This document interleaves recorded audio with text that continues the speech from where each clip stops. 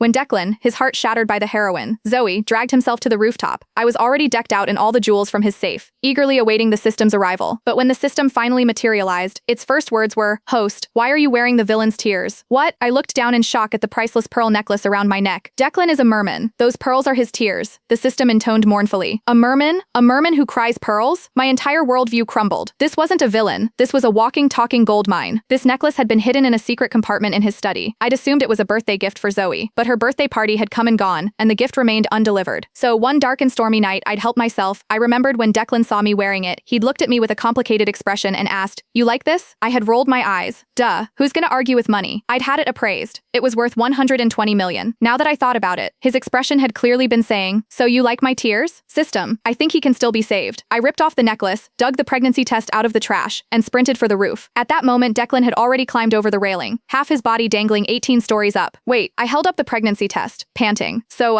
how many do you mermen have at once? And do they eat fish food or formula? His foot slipped, and he nearly fell. He clung to the railing, his body hanging in the open air. What? What did you say? Don't want to take responsibility? I was a little disappointed. How had telling him made him want to die faster? Fine then, I'll just throw it back in the ocean when it's born. It was just a one-time accident. He probably didn't even remember. Before I could finish, a dark figure vaulted back over the railing and pinned me against the wall. You dare. A tidal wave of fury churned in his eyes. I secretly smiled, letting out a sigh of relief. Excellent. The gold mine was secure. After Declan came back from the roof, he wasn't himself. He settled me in the bedroom, then immediately locked himself in the study. I pressed my ear to the door and heard a frantic conversation. Calcium supplements during pregnancy. Seaweed. Wait, doctor, are you saying a human carrying a merman baby needs to soak in seawater every day? His voice suddenly rose. But she's pregnant. I was trying so hard not to laugh, my stomach hurt. Who would have thought that the dark, ruthless villain would be on the phone frantically consulting an obstetrician, his voice trembling? When the study door suddenly opened, I nearly fell into his arms. Declan quickly caught me by the waist, the heat of his palm searing through my clothes. He looked down at me, his gaze falling to my flat stomach, his Adam's apple bobbing.